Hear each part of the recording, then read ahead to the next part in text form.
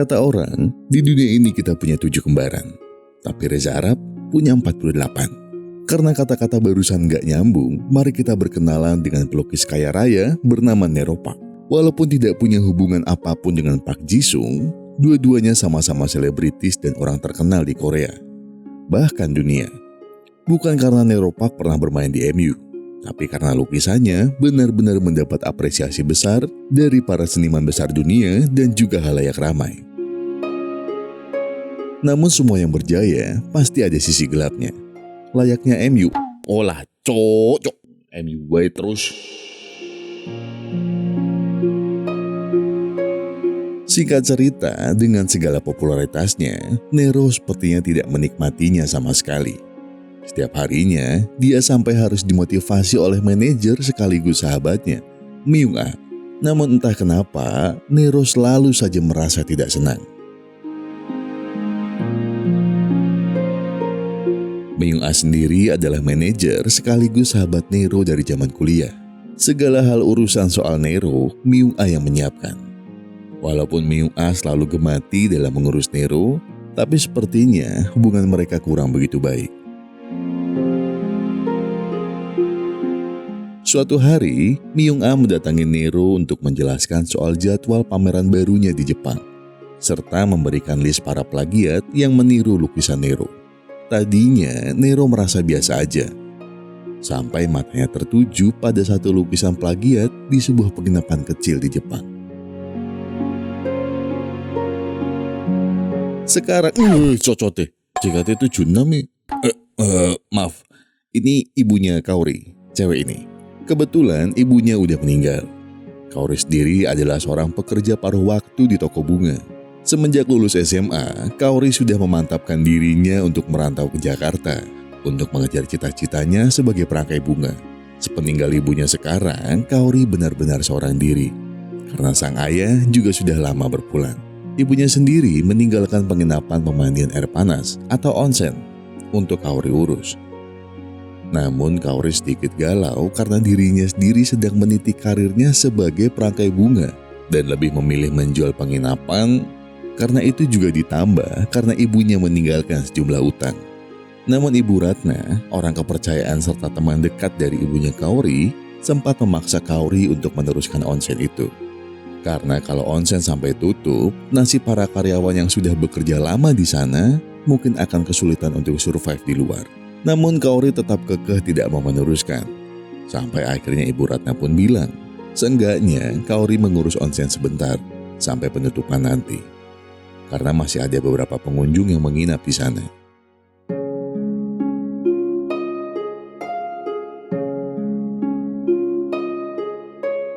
Di depan pintu lobi, tanpa sengaja dia melihat lukisan mendiang ayahnya.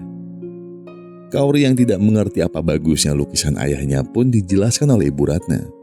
Kalau ibunya tetap menyimpan lukisan itu karena siapa tahu lukisan ayahnya bisa jadi seperti lukisan Van Gogh yang menjadi mahal ketika sang pelukis itu meninggal. Namun sampai ibunya juga meninggal, lukisan ayahnya tetap saja menjadi lukisan biasa. Tidak mahal dan juga tidak bagus-bagus amat, batin Kaori.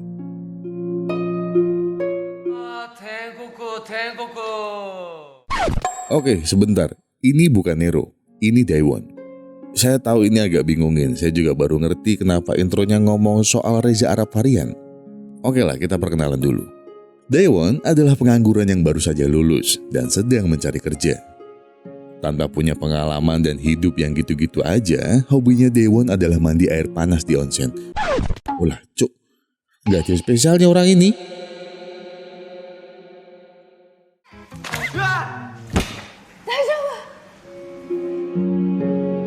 Daewon pun terbangun dan kaget saat melihat dirinya sudah dipakaikan celana. Kaori bilang gak usah panik. Dia sudah terbiasa melihat laki-laki telanjang dari kecil. Karena dari kecil dia sudah bekerja di onsen. Mbak, tolong jangan dibiasain ya mbak. Kami laki-laki juga pemalu mbak kadang-kadang. Setelah Kaori menjelaskan soal kejadian aslinya, Kaori meminta maaf. Dan sebagai gantinya, Kaori memperbolehkan Daewon tinggal di onsen sampai dia sembuh. Kaori yang turun ke lobi kaget saat melihat Nero yang dia kira Daewon. Nero yang tak peduli bertanya di mana ayah Kaori. Setelah tahu ayah Kaori sudah meninggal, Nero hanya terdiam. Setelah itu, dirinya diseret Kaori untuk kembali ke kamarnya.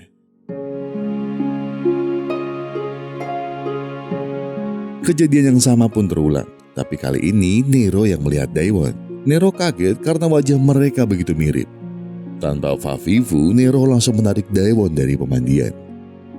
Sementara itu di ruang lobi, Myung-a yang sampai dengan panik langsung menarik Nero ke mobil untuk segera pergi. Yang ternyata itu adalah Daewon yang sudah bertukar identitas dengan Nero. Sesampainya di hotel, Myung-a agak bingung melihat sifat Nero yang berubah drastis. Karena tak tahan, akhirnya Daewon mengaku kalau dia disuruh Nero untuk bertukar identitas dan berjanji akan memberikan 10 juta won jika urusannya di onsen sudah selesai. Myung-a pun segera melihat bekas operasi dada Nero, dan benar saja bekas itu tidak ada. Daewon juga memberikan bros mawar dari Nero kepada Myung-a, yang artinya Nero tidak akan kembali dalam waktu dekat. Myung-a yang panik karena sudah menyiapkan segala jadwal acara dan pameran pun mau tak mau harus mendidik Daewon seperti PNS agar siap menjadi Nero yang asli. Sementara itu, Kaori baru saja menerima segepok uang dari Nero. Nero berniat untuk membeli semua lukisan ayah Kaori yang ada di sana. Belum sempat menjawab, Ibu Ratna malah datang dan ganjen dan langsung menarik Kaori untuk mencari lukisan ayahnya yang lain. Karena kapan lagi dapat duit gampang?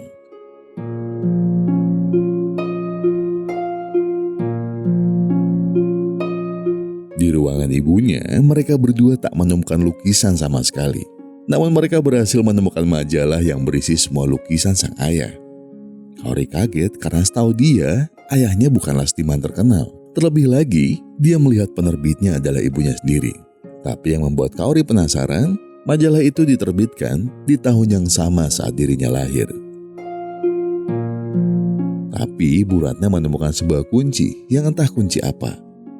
Mereka berdua pun merasa itu pasti kunci ke tempat penyimpanan lukisan yang entah ada di mana. Mereka pun bersuka cita karena kalau ketemu mereka pasti akan kaya raya dan Kaori bisa melunasi semua utang ibunya.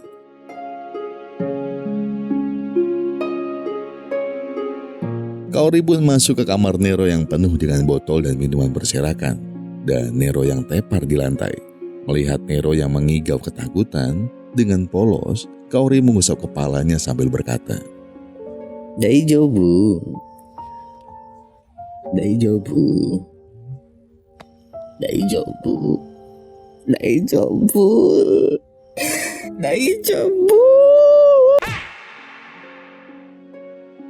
Bu Ratna yang melihat itu malah mengejek Kaori karena caranya terlalu kekanak-kanakan. Bu Ratna pun langsung mencontohkan bagaimana caranya orang dewasa. Oke lah, Bu Ratna langsung membelokkan topik dan memperlihatkan majalah yang berisi semua lukisan ayah Kaori. Nero langsung bilang kalau dia akan membeli semua majalah yang tersisa. Kaori menyanggupinya, tapi dia meminta satu untuk dia bawa. Nero menolak dan bilang dia akan membeli semuanya. Kaori jelas bingung kenapa Nero begitu ngotot. Melihat Nero yang terdiam, Kaori pun menebak kalau Nero adalah anak hasil hubungan gelap ayahnya. Ngawur. Melihat Nero yang kesal, Kaori pun tertawa dan memberikan sebuah kunci yang tadi dia temukan. Setelah itu dia pergi sambil membawa satu salinan majalah lukisan tersebut. Yang ternyata Kaori menaruhnya di samping abu mendiang ibunya. Sementara itu di tempat lain, Myung-a sedang sibuk melatih Daewon yang ternyata kurang begitu ahli dalam menggunakan otaknya. 우연을 필연으로 바꾼 것뿐이고 제 작품은 자, 다음 이거. 아니 근데 제가 보기엔 그거 다 당신이 느낀 것이 전부입니다. 라거나 모든 대답은 그림서. 아이씨, 집에 가고 싶어. 씨. Daewon yang merasa tidak kuat pun berniat pergi diam-diam. Namun malah bertemu dengan Myung-a di lorong hotel. Dewan langsung mengungkapkan ketidaksanggupannya dan merelakan uang 10 jutanya. Tapi tiba-tiba Myung-a memohon agar Dewan mau bertahan sedikit lagi karena dia sangat membutuhkannya. Kemudian Myung-a menjelaskan kalau rasanya sayang sekali ketika Nero sedang ada di puncak karir dan dilulukan banyak orang, dirinya justru tidak ada. Daewon yang mendengar itu pun bilang kalau dirinya iri melihat Nero yang mampu memikirkan apa yang diinginkan orang banyak, berbeda dengan dirinya yang biasa saja. Bahkan dia merasa entah dirinya dibutuhkan atau tidak di dunia ini. Dia bercerita kalau dia terlahir dari keluarga yang biasa saja, tidak miskin, tidak juga kaya.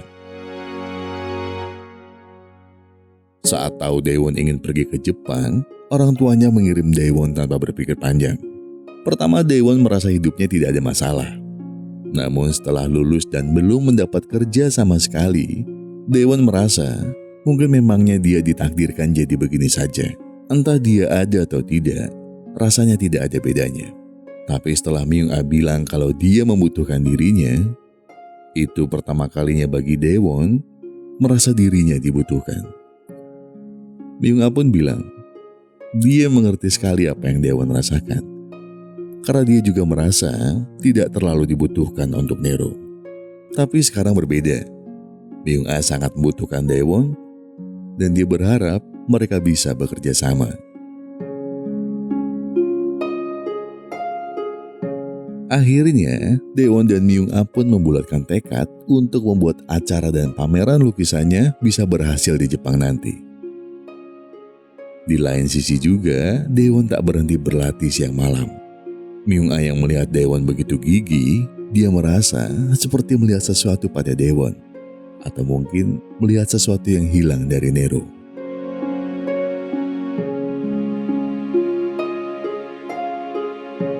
Esoknya, acara puncak dari pameran pun tiba. Niatnya hari ini akan diadakan live melukis dari Nero. Namun karena sekarang Daewon yang menjadi Nero, Myung-a bilang tenang saja, dia sudah mengurus semuanya. Daewon nantinya tidak perlu melukis dengan alasan tangannya sedang terluka. Mendengar itu, Daewon pun merasa lega. Dan tiba-tiba datanglah bunga tulip kiriman dari fans. Myung-a pun langsung berkata ke asistennya untuk segera menyingkirkan bunga tulip itu. Daewon bingung, kenapa dia membuang bunga kiriman dari fans.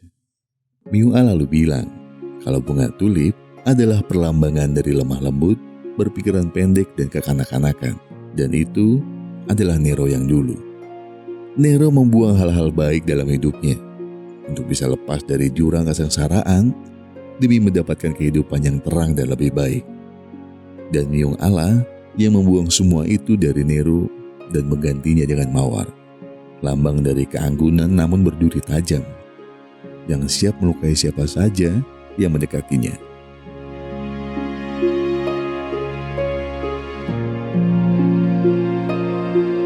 Daewon yang tidak mengerti maksudnya hanya mendengarkan saja. Setelah itu acara utama pun akan segera dimulai. Myung-a mulai sibuk dengan segala persiapan yang ada. Daewon sendiri sudah siap untuk beraksi. Namun tiba-tiba salah seorang staf memanggil nama Nero dan bilang untuk segera bersiap-siap untuk live melukis. Daewon dan Myung-a panik. Harusnya acara itu tidak dilakukan karena tangan Nero diberitakan sedang sakit. Ternyata tidak semua staf tahu soal kabar itu. Myung-a pun bingung setengah mati. Tapi Daewon tiba-tiba melepas perbannya dan dia bilang dia akan mengurusnya. Sementara itu di onsen, Kaori dan Bu Ratna sedang menyambut tamu mereka, seorang kakek dan cucunya. Kata Bu Ratna, sudah beberapa tahun terakhir mereka selalu ke sini.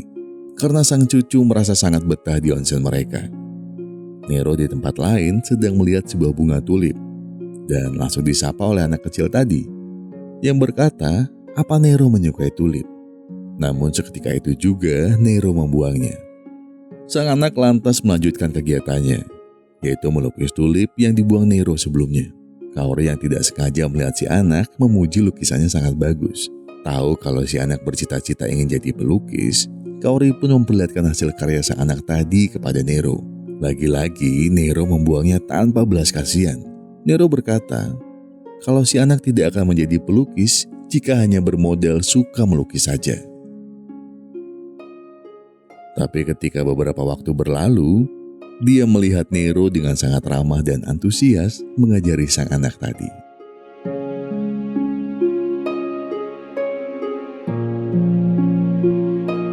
Kaori terus saja menggoda Nero yang selalu sok cool, bahkan di depan anak kecil. Kaori bilang harusnya Nero tak menyembunyikan perasaannya seperti itu. Tak disangka Nero yang pendiam dan selalu memasang muka muram, tiba-tiba terlihat begitu menyenangkan. Dia bahkan sampai memuji Kaori harum, tapi harum sabun. Tiba-tiba Kaori mendapat telepon dari tempat bekerjanya, yang mengatakan kalau Kaori tidak masuk lagi, mereka akan memecat Kaori. Kaori juga tidak sengaja curhat soal dirinya yang bingung, memilih antara meneruskan kesukaannya atau meneruskan bisnis keluarganya. Kaori tahu kalau suka saja tidak cukup, maka dari itu dia galau. Tanpa menanggapi omongan Kaori, Nero justru bertanya soal ayah Kaori, Tachibana Kiyoshi. Kaori pun mencoba mengingat dan bilang kalau jujur dirinya pun tidak terlalu mengenali sang ayah.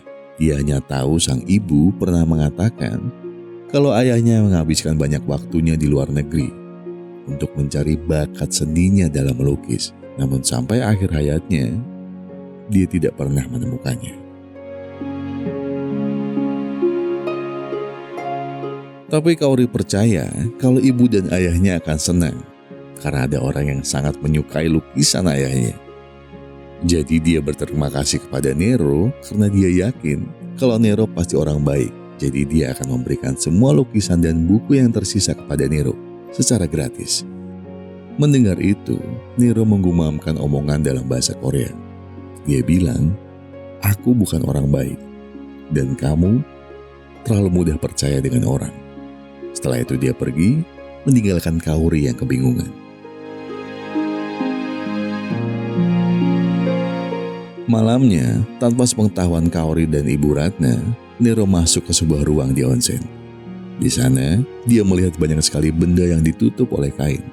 Sampai Nero membuka salah satunya, dan hanya terdiam melihatnya.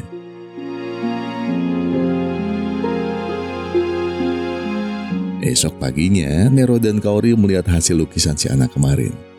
Nero pun tersenyum melihatnya dan bertanya siapa namanya. Akimitsu, yang artinya cahaya terang. Jawab si anak. Saat si anak bertanya balik siapa nama Nero, Kaori menjawab Daewon. Setelah itu si anak bilang kalau maukah Nero mengajarinya lagi ketika dia kesini lagi tahun depan. Nero yang tampak berat dalam menjawab, tiba-tiba kaget mendengar jawaban Kaori, yang bilang kalau Nero akan menunggunya di sini. Jadi silakan datang lagi, karena Kaori juga akan menunggu kedatangannya juga di sini. Nero seperti kaget mendengarnya, karena dia tahu Kaori ingin menjual onsennya kemarin. Tapi sekarang, dengan wajah penuh keyakinan, Kaori siap melanjutkan bisnis keluarganya tersebut. Kaori bilang kalau dia sendiri tidak tahu kenapa menjawab seperti itu. Tapi jawaban itu keluar begitu saja saat melihat sang anak begitu menikmati waktunya di onsen ini. Dan rasanya, Kaori ingin membuat momen seperti itu lagi seterusnya.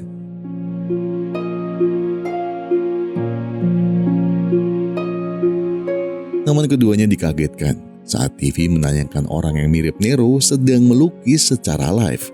Kaori pun bingung karena tidak mungkin itu terjadi karena Nero ada di sini. Akhirnya Nero pun mengaku kalau dia bukan Daewon. Dan Daewon yang asli adalah yang ada di TV, yang sedang susah payah membuat lukisan terbaik sepanjang masa.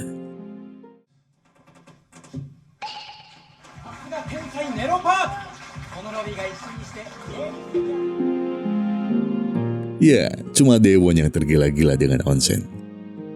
Setelah itu, Nero meminta tolong kepada Kaori untuk melakukan sesuatu. Ternyata Nero meminta Kaori untuk mengantarnya ke tempat pameran. Sempat ingin digerebek, tapi para security sadar kalau itu Nero. Segera, Nero pun meminta mereka untuk memindahkan semua lukisannya.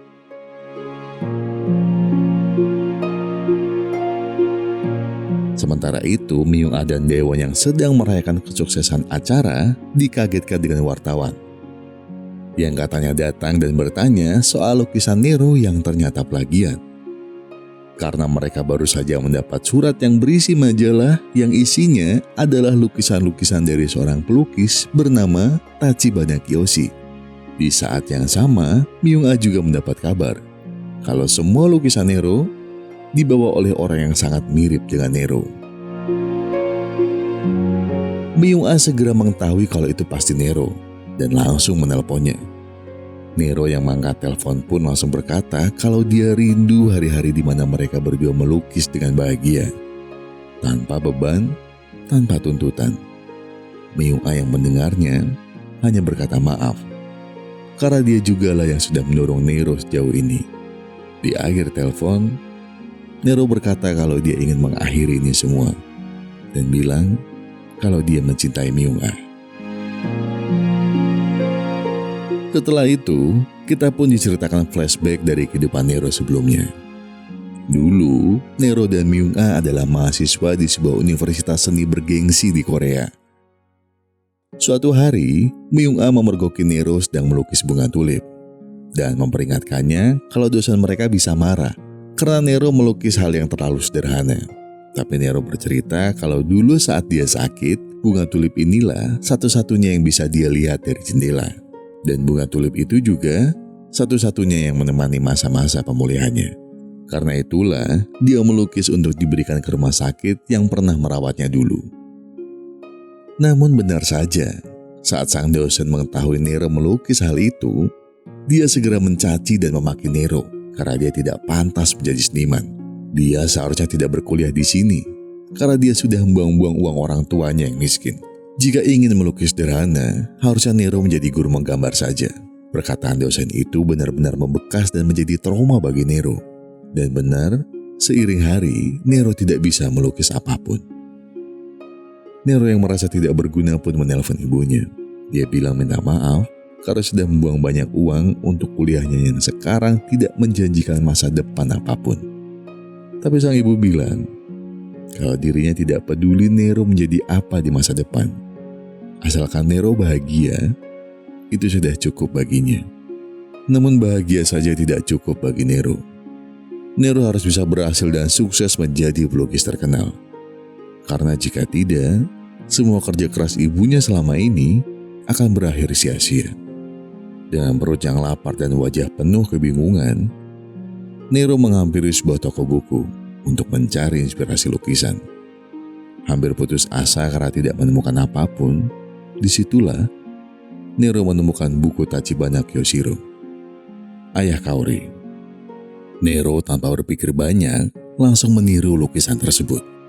Yang ternyata Nero langsung mendapat kabar dari Myung-ah kalau lukisannya itu berhasil memenangkan sebuah pameran lukisan.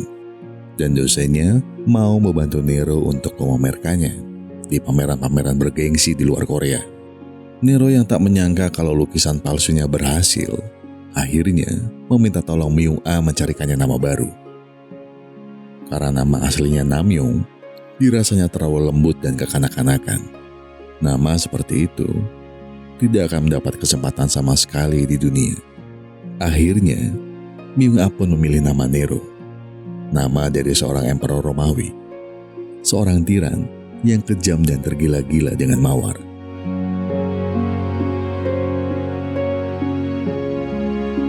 Setelah bercerita, Nero pun berkata kalau Kaori pasti sekarang membencinya karena perbuatannya sudah keterlaluan.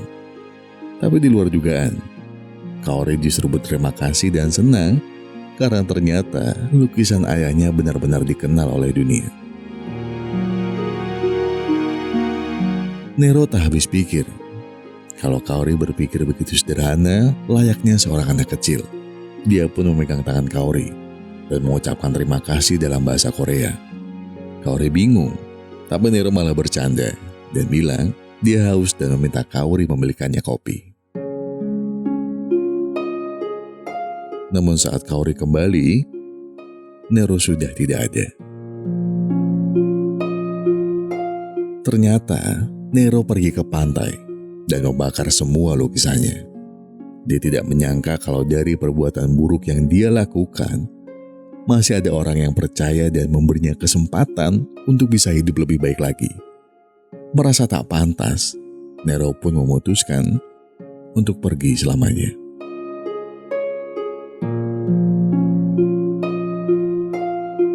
Namun di saat itulah, Kaori dan Daewon dan juga Myung-a tiba di sana. Daewon segera menghampiri dan memukul Nero sekuat tenaga. Daewon bilang, kenapa Nero begitu egois?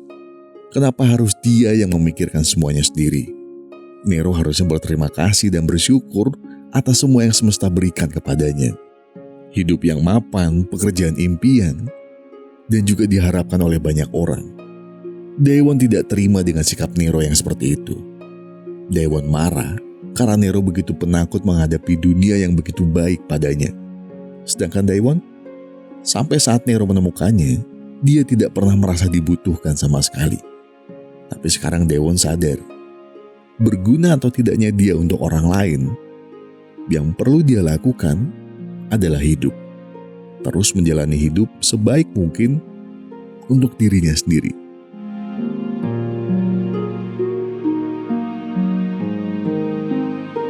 Di akhir cerita, masing-masing dari mereka kembali menjalani hidupnya.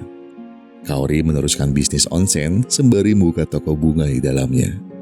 Kaori memutuskan hal tersebut setelah diperlihatkan lukisan terakhir sang ayah yang menggambarkan hal yang selama ini ayahnya cari, yaitu rumah dan juga cinta dari istri dan juga anaknya.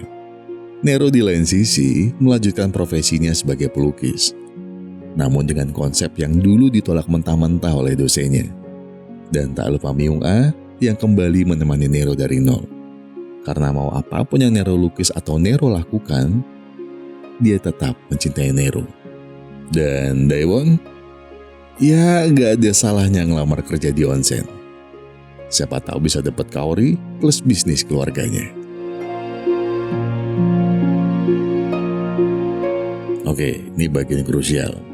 Ada sedikit quote dari Lek Bagong. Di sini gunung, di sana gunung. Di tengah-tengahnya Pulau Jawa. Assalamualaikum, saya bingung. Ya Allah, Lek. Ya Allah, Lek. Kalau nggak bisa kan nggak usah dibikin. Malah udah tak baca, Lek. Ya Allah, capek. Baik, jadi menjadi seperti anak kecil akan memberimu pemahaman baru dalam menjalani hidup. Kita perlu mengisi pemahaman kita dengan berbagai pandangan, sehingga bisa lebih arif dan bijaksana. Anak kecil kerap diremehkan karena mereka dianggap belum tahu apa-apa. Hal tersebut tak sepenuhnya salah. Namun sebagai orang dewasa, kamu bisa belajar dari anak kecil. Ada banyak hal yang dapat kita pelajari dari anak kecil. Banyak pula yang meyakini rahasia menjadi awet muda adalah menjadi sederhana dan bahagia seperti anak kecil. Sesekali berpikirlah layaknya anak kecil. Tidak merugikanmu kok. Sesekali kamu harus bersikap seperti anak kecil untuk menikmati hidup. Lihatlah dunia dengan kagum agar pikiranmu bebas. Jika kamu membuka hati dan menjadi seperti anak kecil, kamu akan selalu bahagia dan selalu puas. Seorang anak dapat mengajari orang dewasa 3 hal. Bahagia tanpa alasan, selalu sibuk dengan sesuatu, dan mengetahui bagaimana menuntut dengan sekuat tenaga apa yang diinginkan. Jadilah seperti anak kecil, dia tidak peduli tentang menang atau kalah. Dia hanya ingin menikmati permainan yang disebut kehidupan. Jika kita semua bisa melihat dunia melalui mata seorang anak kecil, kita akan melihat keajaiban dalam segala hal.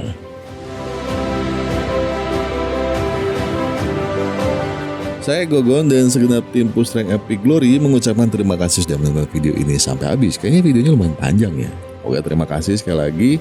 Kalau kamu lagi berat, kalau kamu lagi bingung, kalau kamu lagi ada banyak masalah, kecuali masalah utang ya, kalau itu dikelarin, gak ada salahnya kalian ambil waktu sedikit untuk diri kalian, duduk sebentar, kalian tarik napas,